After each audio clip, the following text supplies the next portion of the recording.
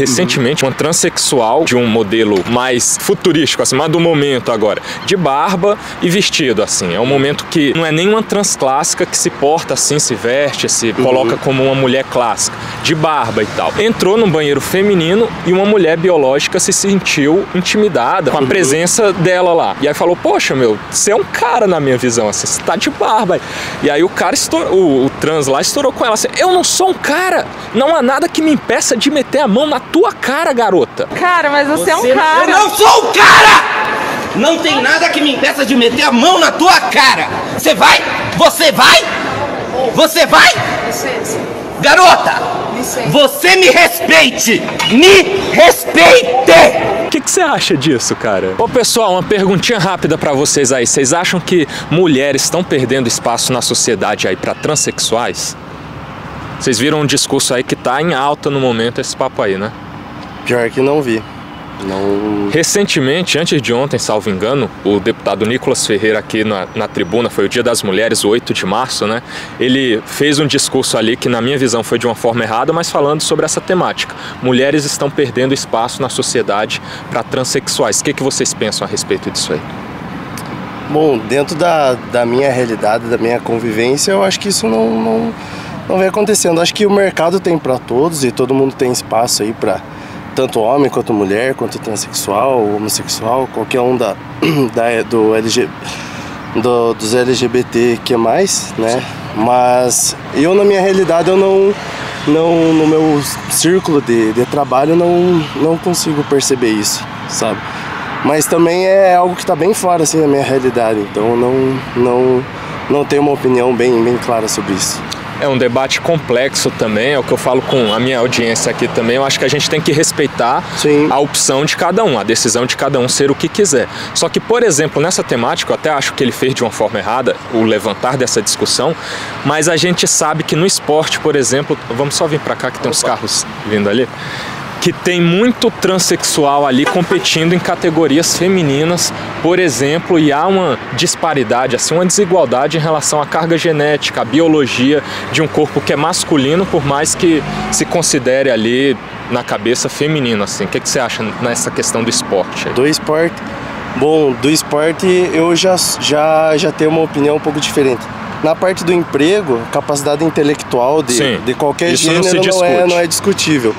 Já na parte do esporte, eu praticava basquete antes, por exemplo, então tem a questão de todo o treino que você faz nas categorias de base, principalmente pensando já a nível profissional, né?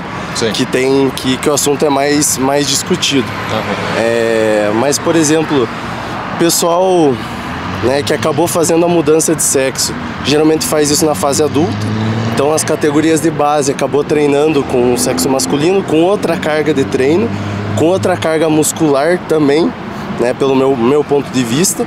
E quando a pessoa, todo mundo carrega a sua história, vamos dizer assim, tanto fisicamente quanto geneticamente.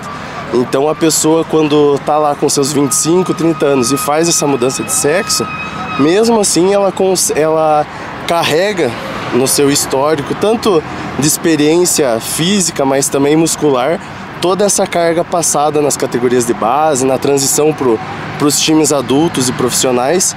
Então essa parte eu vou ser bem sincero para você que eu acredito que influencia um pouco, sabe? Eu também acho que seria interessante, assim, na minha visão, se criar uma categoria à parte ali, né? Algo nessa linha, assim, porque, poxa, mulheres biológicas ali vão ficar meio que um pé atrás ali. Eu não sou muito estudado nessa parte biológica, vou ser bem sincero para você. Mas se tiver algum estudo que comprove que toda essa carga genética, muscular, até o histórico do atleta, ou da atleta no caso, né, possa se equivaler com alguém que nasceu mulher e mesmo depois de um processo de hormonização, alguma coisa assim, tem questões que não mudam, né? A própria questão óssea mesmo, que é imutável, ela vai ficar com você para sempre, independente da mudança até hormonal que você faça, ela influencia, né? E a gente tem exemplos clássicos aí, você já deve ter ouvido falar da Tiffany no vôlei, por exemplo. Ela é uma atleta trans ali que se destaca absurdamente na categoria feminina. Será por quê, né? Sim.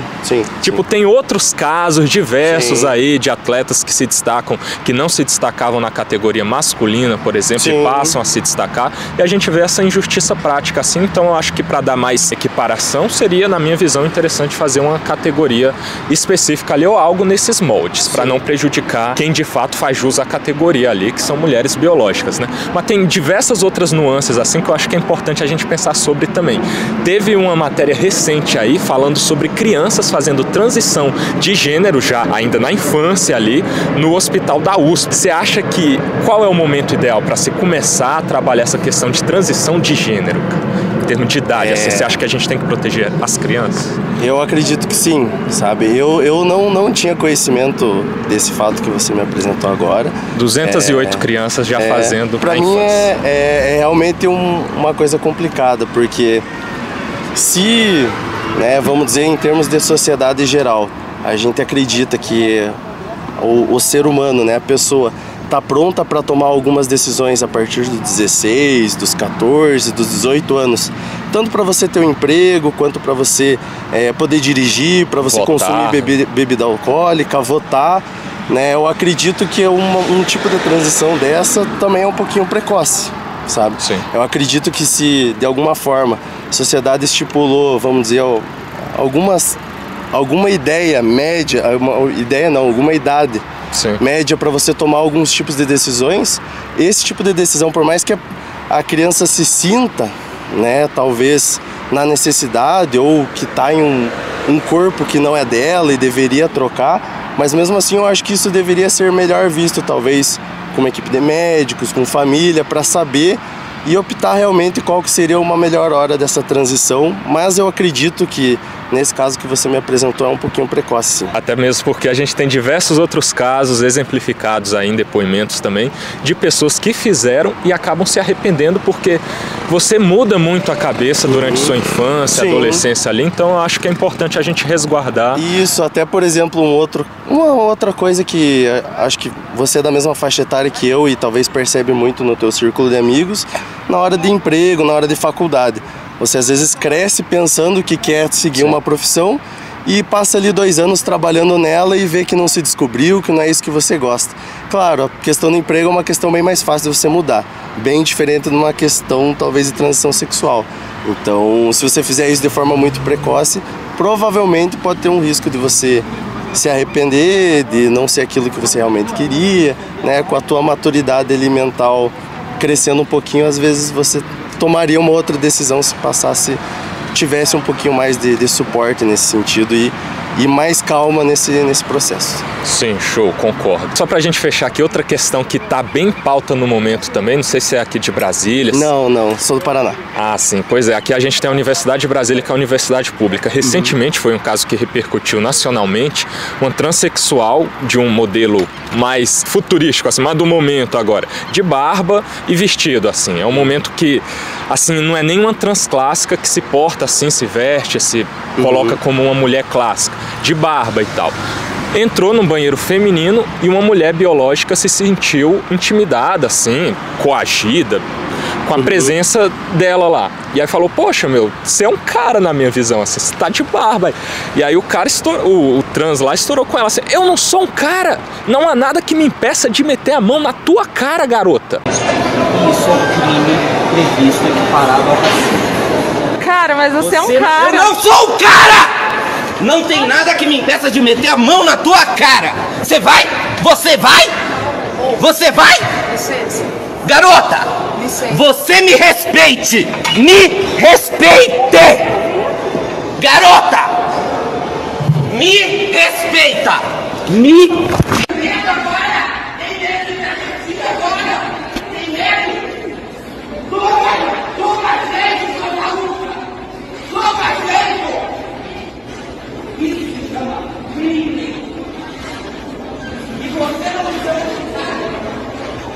A menina, num banheiro destinado a ela, sendo intimidada nesse nível, ameaçada de tomar um tapa de um cara que é maior do que nós dois juntos, tá de barba, tem mais barba do que...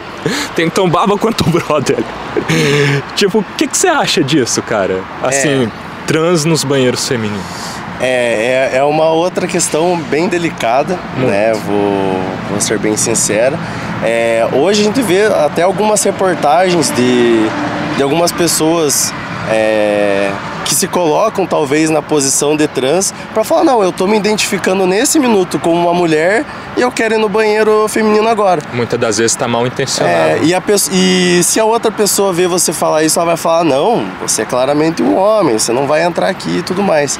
Então, apesar da pessoa se sentir no direito e se sentir como uma mulher de fato, eu acho que é uma questão que não custa nada. Em alguns lugares eu acho que a gente já vê alguns banheiros unissex, vamos dizer assim, de alguma forma, né? Sim, que é possível frequentar homem. Inclusive lá na UNB tem, mas a trans preferiu ir no banheiro feminino. Então eu acredito que é uma questão de bom senso dos dois lados. Tanto da moça, se ela se sente ofendida, a moça cis, né? Sim. Ela comentar, não, ó, eu me sinto ofendida de você estar aqui, por gentileza, poderia, por um acaso, ir no outro banheiro, né? Passar lá, ela conversar também no bom senso, e a pessoa trans, caso ela sinta que está incomodando, né, também os outros, entende que isso é uma questão que você não pode ficar às vezes batendo toda hora, às vezes em qualquer relação na sociedade, seja com família, com um namorado e no trabalho, a gente tem que ceder algumas coisas, por que não a pessoa que é trans ali e talvez entenda que está, de certa forma, com algumas pessoas incomodadas, por que não talvez ela também conceder uma vez ou outra fazer essa concessão e ir no banheiro unissex, talvez, né? Para geralmente não gerar um tumulto, não gerar alguma coisa assim, até que todas as pessoas, né, femininas daquela universidade se sintam acolhidas ou se sintam seguras para utilizar o mesmo banheiro feminino da mesma forma. Então acho que é tudo um processo de transição, né? A gente não pode, vamos dizer, de qualquer tipo de posicionamento, seja político, religioso ou mesmo sexual, nada a gente pode impor para outra pessoa que não concorda talvez com a gente não pode empurrar isso de uma maneira drástica. As coisas tudo tem um processo de transição. Eu acredito que nós vivemos ainda nesse período de transição e temos que respeitar ele, tanto nós cis, héteros, né, tanto quanto o pessoal trans talvez, né, todo mundo tem que entender que a gente está nesse período de transição que vai ser difícil para os dois lados, mas todo mundo também tem que fazer suas pequenas concessões ali. Cara, deveria ser assim, o mundo ideal é esse, que as pessoas consigam ali no consenso acertar a melhor maneira de se definir as coisas, mas a gente sabe que é complicado e é que é por isso que existe aqui o Congresso Nacional, para balizar tudo por leis, inclusive. Sim. E a gente sabe que nesse momento também atual que a gente está vivendo, está sendo empurrado assim, uma agenda chamada woke aí, que a gente está importando lá dos Estados Unidos e tal, que é basicamente você querer impor assim determinadas questões. Se você não fizer isso, não entender dessa maneira, você é transfóbico, por exemplo, você é homofóbico. Até fazer uma discussão nesse sentido a gente tem que ter bastante cuidado, assim. Sim. Porque tá complicado e tal. Então, muitas das vezes, se você peitar assim, falar, poxa, porque eu não sei você, mas eu, por exemplo, não me sentiria tão à vontade, assim, não me sentiria nada à vontade, por exemplo, com a minha esposa, com a minha mãe, as pessoas mais queridas, assim, do sexo feminino da minha família, por exemplo, estar num banheiro em que um cara barbado pode estar lá se designando como um transexual, por exemplo. Sim. Tipo, não é muito perigoso isso, assim, em termos institucionais? Você acha que a gente deveria adotar que caminho, assim?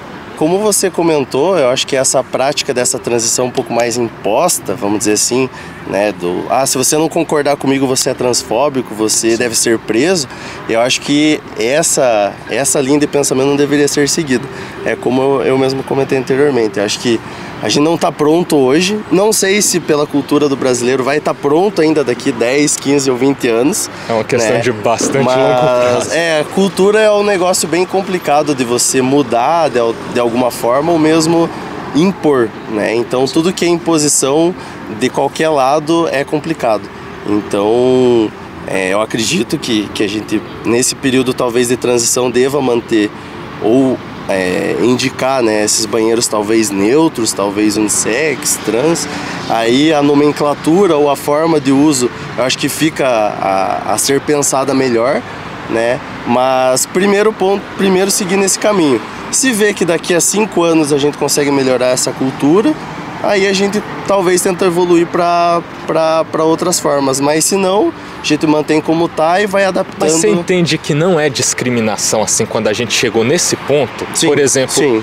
Eu e você podemos, agora a gente não precisa nem fingir mais, passar uma maquiagem, deixar um cabelo mais afeminado. Sim. Não, do jeito que a gente tá, a gente só joga um vestido no corpo assim. Sim, isso. Quem que vai dizer que a gente não é uma mulher? Não tá complicado, bastante complexo assim, dizer o que é um homem e o que é uma mulher? Isso é bem complexo. E até a questão do ser, né?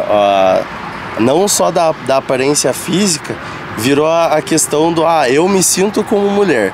Então por que eu não posso me sentir uma mulher hoje, agora, nesse minuto, e entrar no banheiro feminino? Então essa parte eu realmente concordo contigo, que é muito complexo de conseguir definir algum tipo de padrão ou algum tipo de coisa pra gente seguir, pra identificar. Com base na lei, quem vai dizer que você não está sendo discriminado? Porque eu sou uma mulher. Eu me senti ofendido com esses homens cis aqui falando que eu não poderia estar utilizando o banheiro feminino. Aí você pode ser até preso por transfobia. Sim. Tipo, não tá bem complicado, cara, nesse nível? Aí a gente vai pagar o preço de muitas mulheres serem abusadas, violentadas, porque a gente vai abrir uma brecha desse nível. Não é bem perigoso assim, cara? Sim.